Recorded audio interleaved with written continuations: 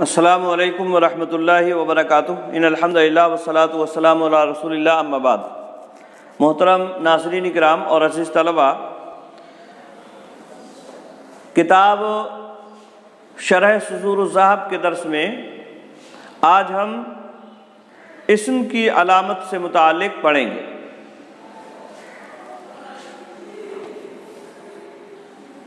مؤلف کہتے ہیں ثم قلت فالاسم ما يقبل ال او النداء او الاسناد الیہ، کہتے ہیں پھر میں نے کہا فالاسم ما يقبل ال، اسم وہ ہے جو ال کو قبول کرے، او النداء اور ندا کو قبول کرے، او الاسناد الیہ یا اسناد الیہ کو قبول کرے۔ یعنی تین علامتیں یہاں مؤلف نے اسم کی بتلائیں۔ ایک تو یہ علامت بتلائی کہ وہ ال کو قبول کرتا ہے، اور اسی طرح سے دوسری یہ بتلائی کہ وہ ندا کو قبول کرتا ہے، اور تیسری یہ علامت بتلائی کہ وہ اسناد کو قبول کرتا ہے، یعنی اس کے اندر اسناد پائی جاتی ہے۔ اس کے بعد مؤلف اس کی شرح کرتے ہوئے کہتے ہیں وہ اقول، اور اب میں کہتا ہوں ذکرت للاسم ثلاث علامات، میں نے اسم کی تین علامتیں ذکر کی تھی، یتمیز بها عن قسیمہ، جن کے ذریعے سے اسم اپنے قسیم سے، اپنے دونوں قسیم سے ممتاز ہو جاتا ہے۔ قسیم مطلب حصے دار۔ قسیم سمجھنے کے لیے ہمیں یہ سمجھنا ہوگا، جیسے کلمہ ہے، کلمہ ہے، یہ کلمے کی تین قسمیں ہم نے پڑھی، اسم، فعل اور اسی طرح سے حرف۔ تو یہ کلمہ جو ہے یہ کیا ہو گیا؟ مقسم، یعنی تقسیم کی جگہ، اور اسم پر یہ کلمے کی قسم ہے ایک، فعل یہ کلمے کی ایک قسم ہے، حرف یہ کلمے کی ایک قسم ہے۔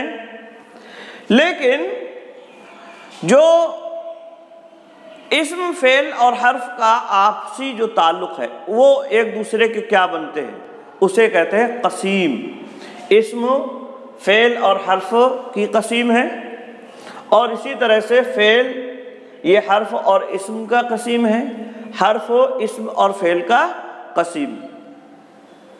تو دونوں قسیم یعنی فعل اور حرف سے ممتاز ہو جاتا ہے اسم۔ یعنی تین علامتیں میں نے اس سے پہلے ذکر کی تھیں جن کے ذریعے سے اسم اپنی دونوں قسیم یعنی فعل اور حرف سے ممتاز ہو جاتا ہے۔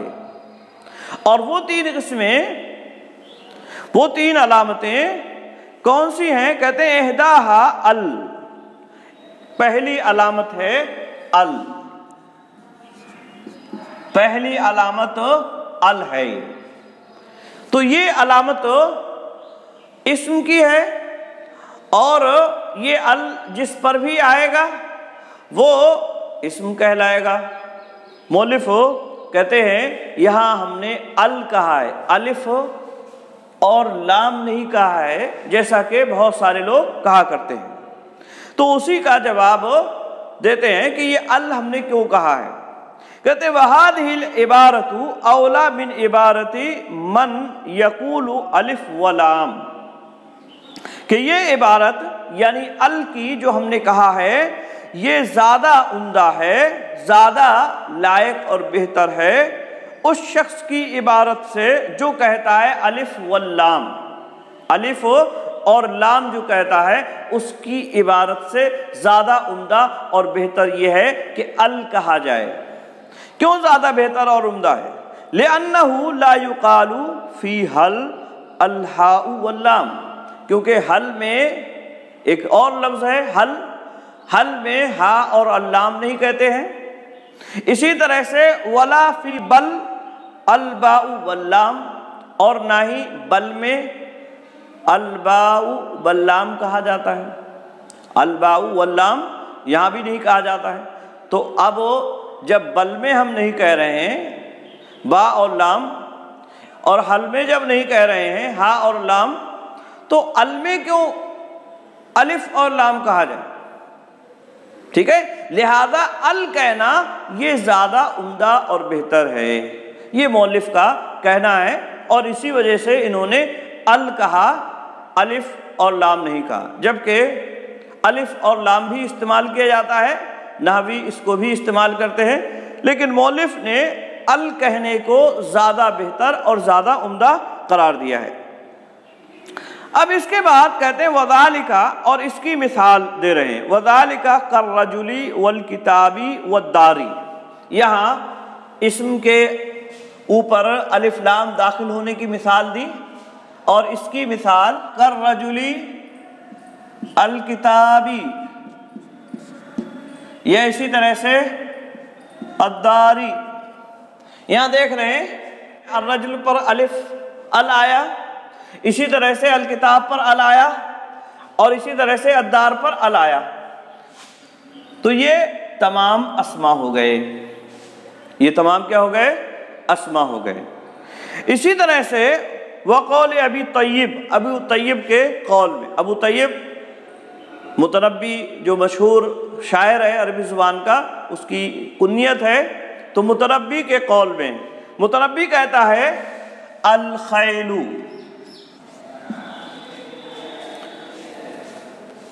تو مؤلف نے یہاں متنبی ابو طیب کا قول پیش کیا. متنبی کہتا ہے الخیل واللیل والبیداء تعرفنی والسیف والرمح والقرطاس والقلم. خیل گھوڑے کو کہتے ہیں، لیل رات کو کہتے ہیں، البیداء جنگل، اور تعرفنی مجھے جانتے ہیں، والسیف تلوار، الرمح نیزہ، قرطاس کاغذ، القلم قلم. یعنی گھوڑے، رات، جنگل، تلوار، نیزے، کاغذ اور قلم، یہ مجھے جانتے ہیں، یہ مجھے تعرفنی، یہ سب مجھے جانتے ہیں. یعنی اس نے اپنی بہادری کا ذکر کیا ہے، اپنی شب بیداری اور اسی طرح سے علم کا ذکر کیا ہے کہ میں کس قدر بہادر ہوں اور کس قدر میں جانکار ہوں. تو اس شعر کے اندر شاعر نے اپنی تعریف ایک طرح سے کی ہے. الخیل واللیل والبیداء تعرفنی والسیف والرمح والقرطاس والقلم. یہ ساتوں کلمے اسم ہیں، کیوں؟ اس لیے کہ ال ان کے اوپر داخل ہو رہا ہے، ال ان پر داخل ہوا ہے، یہ اس بات کی علامت ہے کہ یہ اسم ہے، یہ اسم ہے. تو یہ سارے کلمات یہ اسما ہیں.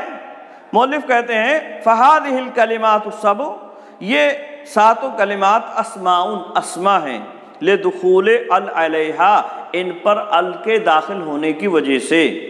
یعنی یہ علامت ال جو ہے یہ داخل ہوئی ہے چونکہ، اور یہ علامت اسم کی ہے، لہذا یہ سارے کلمات اسم ہیں، اسم کہلائیں گے. اب یہاں ایک سوال اور ایک اعتراض ہے.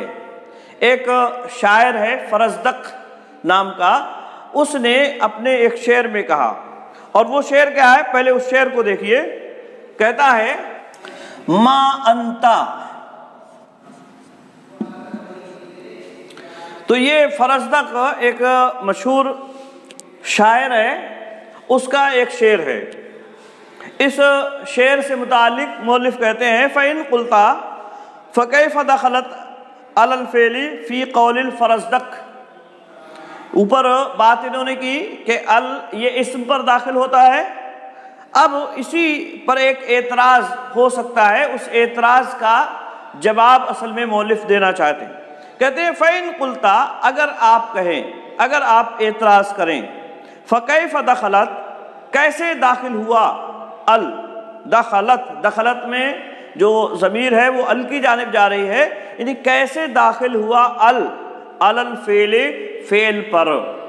ابھی ہم نے یہ پڑھا کہ فعل پر داخل نہیں ہوگا، علامت ہے اسم کی جس سے یہ ممتاز ہو جاتا ہے اپنے دونوں قسم سے۔ تو اب یہ فعل پر کیسے داخل ہو گیا فی قول الفرزدق، فرزدق شاعر کے قول میں، اور وہ کیا ہے؟ ما انت بالحکم الطرز حکومتہ ولا الاصیل ولا ذراء والجدل۔ تو یہاں محل شاہد ہے الطرزہ۔ تو یہاں دیکھ رہے ہیں طرزہ فعل مجہول ہے اور اس پر ال داخل ہوا ہے، تو یہ فعل طرزہ پر ال کیسے داخل ہو گیا یہاں؟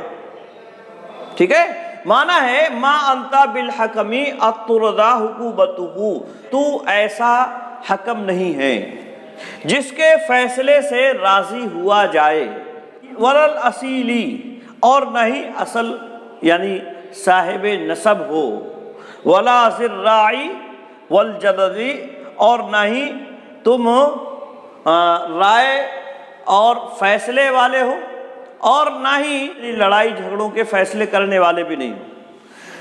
تو شاعر اپنے مخاطب کی ہجو کر رہا ہے، اس کی مذمت بیان کر رہا ہے جس نے ایک دوسرے شاعر کو اس پر فوقیت دی، تو اس کے اس فیصلے سے متعلق کہہ رہا ہے کہ تو ایسا حکم نہیں ہے جس کے فیصلے سے راضی ہوا جائے، یعنی تمہارا فیصلہ قابل قدر نہیں ہے، اور نہ ہی تم کوئی خاندانی آدمی ہو، اصیل ہو، ایسے ہی گمنام آدمی، تمہارے خاندان کا بھی پتہ نہیں ہے، ولا ذراء والجدلی، اور نہ ہی تم رائے اور جھگڑے مٹانے والے ہو، نہ ہی تم جھگڑے اور فساد مٹانے والے ہو، تو تمہاری بات کا کیا اعتبار؟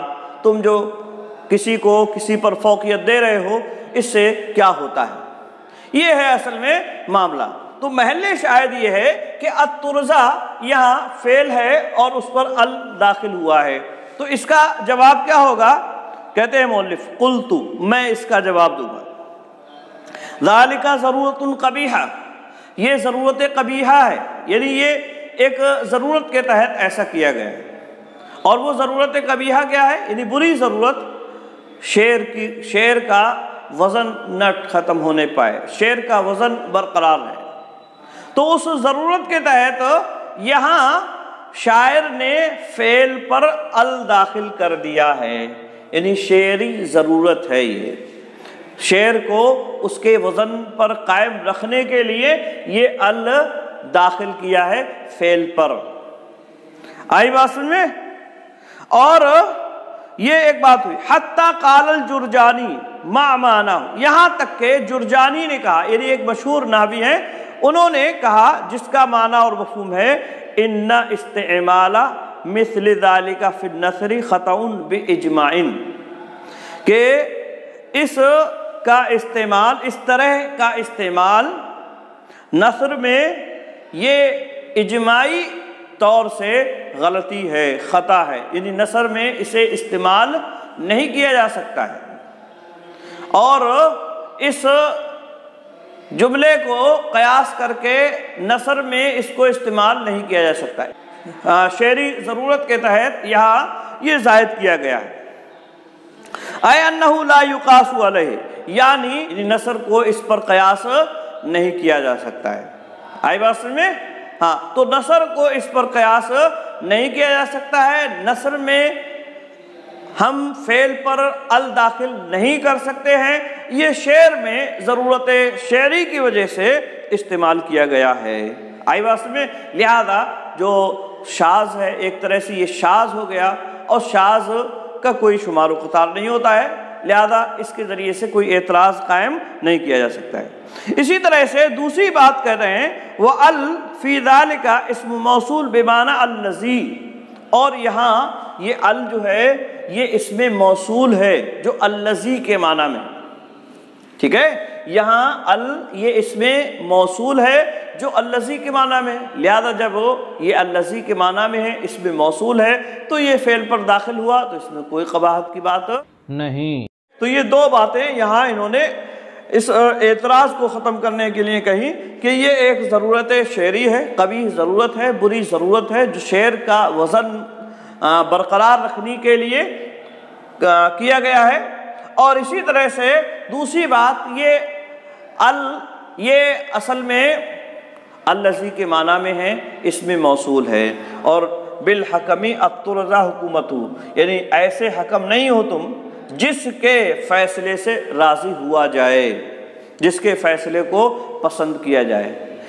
آج کے درس میں ہم نے آپ کے سامنے اسم کی مشہور علامت ال کے بارے میں پڑھا کہ ال جو ہے یہ ایک ایسی علامت ہے جو اسم پر آتی ہے، اور اس کے ذریعے سے اسم اپنے دونوں قسم یعنی فعل اور حرف سے ممتاز ہو جاتا ہے۔